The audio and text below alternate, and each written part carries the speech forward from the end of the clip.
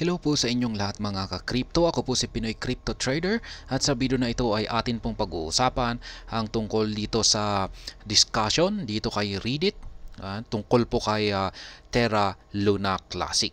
Yan, kung pinag-uusapan po nila dito kung posible po kaya na ma-hit ni Lunsi ang market price na $1 yan pagkatapos ng lahat-lahat ng mga pagsusunog.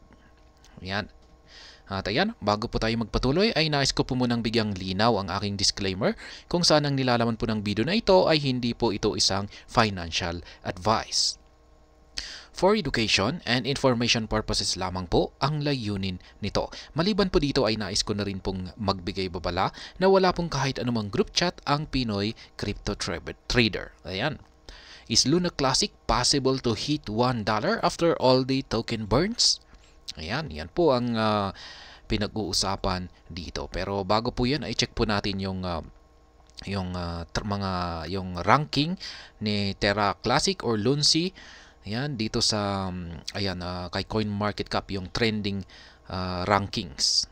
Ayan, siya po ay sa ngayon ay siya po ay nasa 18, pang-18 po siya sa trending cryptocurrency sa ngayon.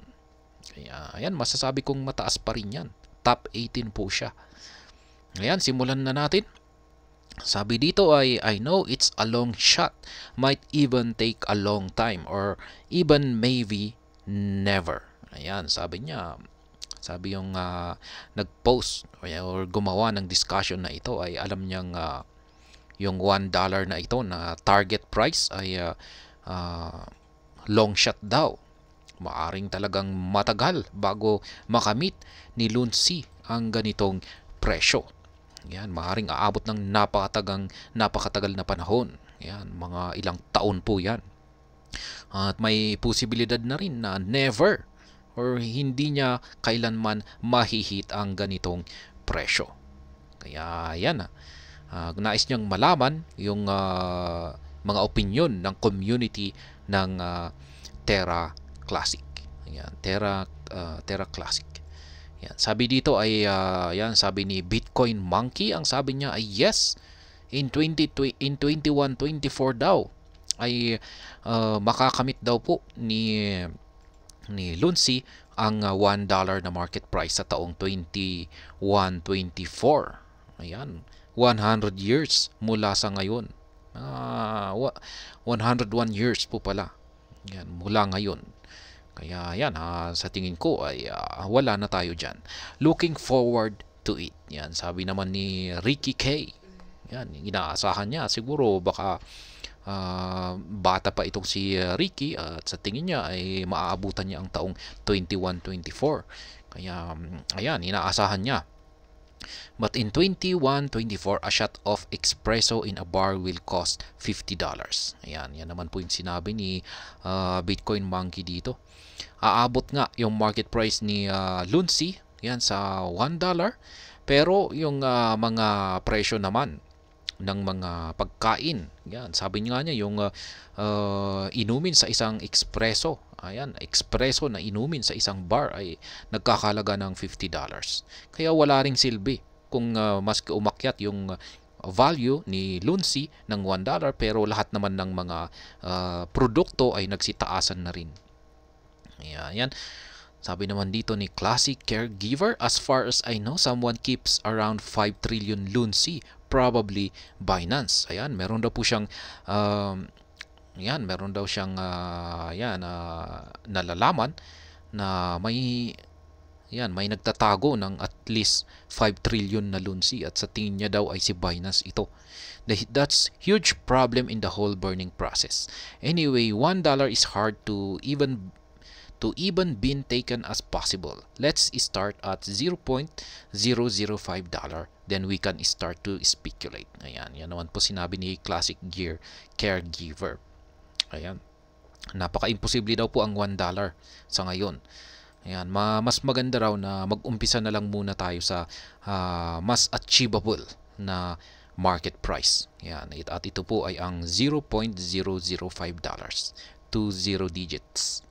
Yan, wow, 5 trillion in wallet. Yan po yung sabi ni Ricky dito. Nagulat siya na may isang nagtatago, may isang investor na naka-hold ng 5 trillion na Lunsi sa kanyang wallet. Is that on the blockchain wallet history? Yan yung kanyang at the moment, no. Yan naman po ang sabi ni AggressiveNet. Sa ngayon ay mababa daw po or wala daw pong tsansa na ma-hit ni Lunsi ang $1 na market price.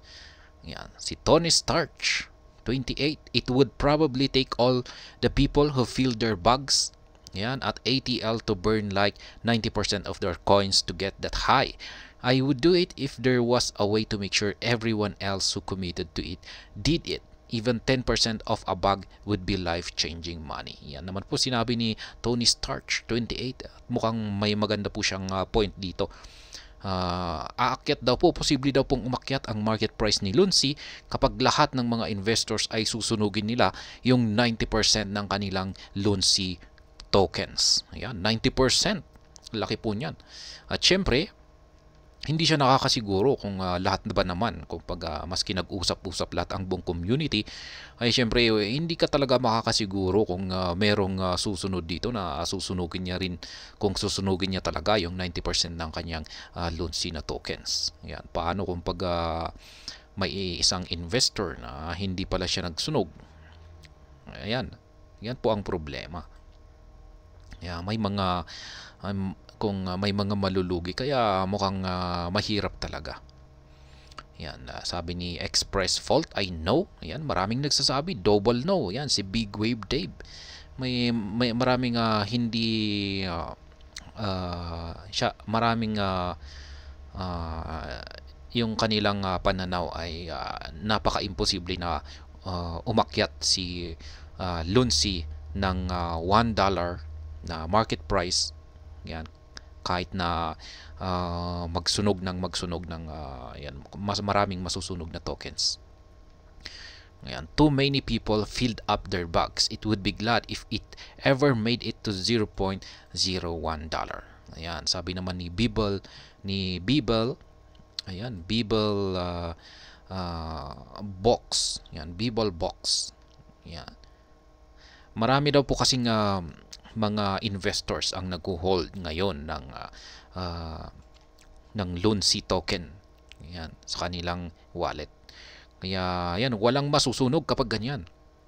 Nasa kanilang wallet na lahat yung mga token, mga Lunsi token. Kaya talagang para makapagsunog ng malaki rito ay talagang voluntary na pagsusunog ang gagawin nila rito. Kaya, ayan, sabi dito ni Bibel Box ay masaya na kung pag umabot sa maski umabot lamang sa $0.01 ang market price ni Lunsi. That's the only hope I got for it. Hit a penny in 20 years. Ayan. Mahihit daw po ni, sana ay mahit daw po ni Lunsi ang 1 cent na market price, yan, pagkatapos ng mga 20 plus years. Yan, just a thinker guy. Yan naman po. I hold a bit of Lunsi, but no, if it hit $1, the world is going to be full of a lot of millionaires. Yan naman po ang sinabi ni Super Iron.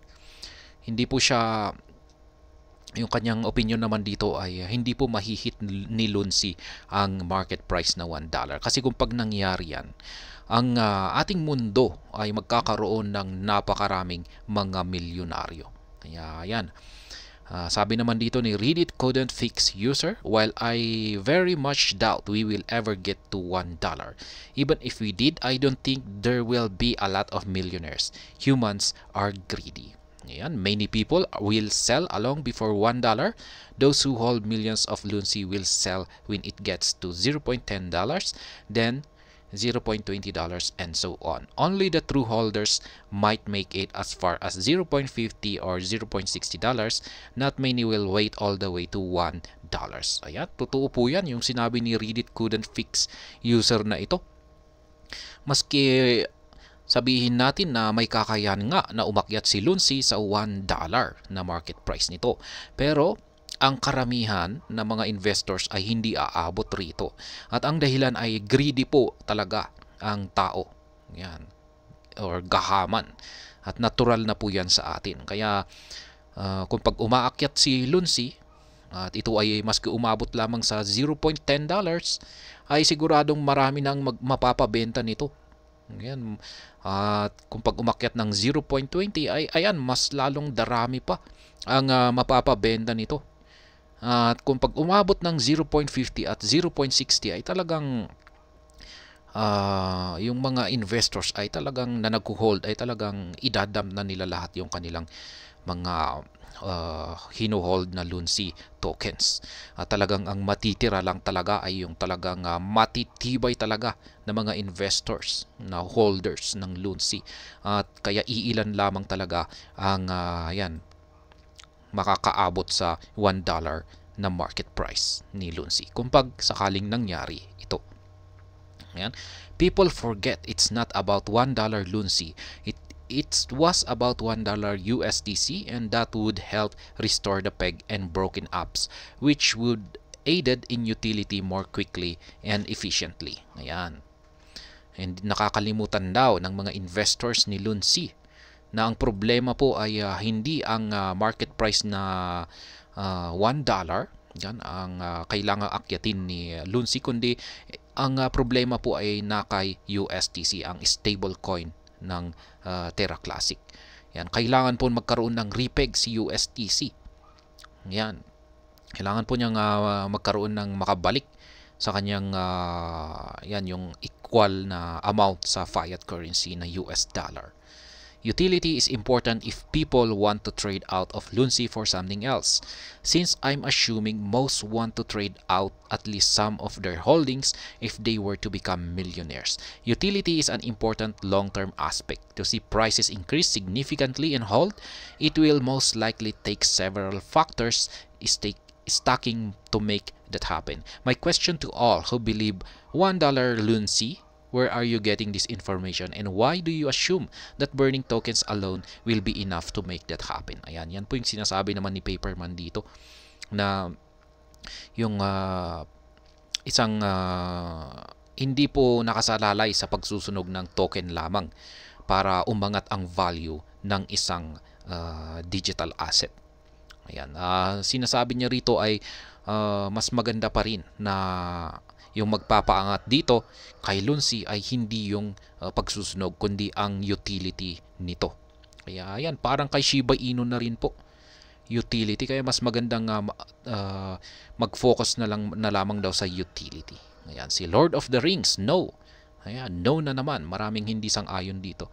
Lunsi hitting a $1 is unlikely, but anything is possible in crypto. Ayan, maganda po ang pagkakasabi dito ni WS Bautist 420. Ayan. At yan nga, ganyan na rin yung gusto kong sabihin rito na yan, mukhang sa sitwasyon ngayon or kalagayan ngayon ni Lunsi ay napakalabo po na mahit nito ang $1 na market price. Pero ayan, nandito po tayo sa mundo ng cryptocurrency kung saan ay posible pong mangyari ang mga imposibleng bagay. Kaya yan, may posibilidad pa rin po na mangyari ito. Yan, sabi naman ni Ting, yan, sabi niya, no long-term investors are investing in failed project that crashed 99.999% of value. Yan, totoo pong nag-crash, yan, nagkaroon ng crash, ayan, price crash si Lunsi. Kaya bumagsak, kaya nga po nagkaroon ng malaking pagdipeg yung stable coin niya na si USDC. Sabi po ni Ting dito ay walang mag-i-invest daw or wala daw mga long-term na investor na magkakagusto dito kay Lunsi sapagkat isa raw po itong palpak na proyekto. Yan. Pero masasabi ko dito ay si Binance. Ayan. Laki po ng hawak ni Binance at mga long-term po sila. Kaya sila po yung laging kinukulit ng community ng Terra Luna. Yan, na sunugin nila yung kanilang hino-hold na napakaraming amount na token na Lunsi token. Yan. We are not going up for $1 Lunsi. With supply, this will never happen. Remember, 1 trillion Lunsi is $1 trillion cup. It won't happen. 1 cent Lunsi is definitely achievable. But we are going for $1 USDC, not Lunsi. Ayan, yan naman po ang sinabi ni Aggressive Net 1072 dito. Yan, hindi raw po mababa raw po or parang napakalabo po ang $1 kay Lunsi. Yan. Ang posible po na pwede pa na pinakamataas na akyatin ni Lunsi ay ang 1 cent. Yan. Ang kailangan na umakyat ay sa $1 na market price ay si USTC at hindi si Lunsi. Yan, ang stable coin na si USTC. Kaya yan, agree po ako dito kay Aggressive Net 1072. Ayan. Ayan po yung mga, yan, magagaling naman po yung mga community ng mga Terra Classic dito. Yan, at sumasang-ayon po ako sa lahat ng kanilang mga sinasabi rito. Yan, sa tingin ko muna ay mas maganda po talaga. Yan, bago po yung pagsusunog ay mas makakabuti po talaga na unahin muna nila yung problema kay USTC. Yan, bago magsunog ng mga token ng Lunsi. Yan, si USTC muna. Yan, ayusin muna nila ito at magkaroon ng repegging kay US dollar. Ayan. Ayan, top 18 sa trending cryptocurrencies ngayon. Ayan, medyo bumagsak po siya ng bahagyan, ang 0.98% in the last 24 hours. Yan, pero last 7 days ay umangat po siya ng 4.02%. Yan, last 30 days ay bumagsak siya ng 3.76%. At ayan, hanggang dito na lamang po tayo sa video na ito. Sana po ay inyong nagustuhan ang aking paliwanag dito. Kung inyo po itong nagustuhan ay pakiclick lamang po ang like button nito. Para naman po sa mga bago lamang dito, kayo po ay aking inaanyayahan para mag-subscribe.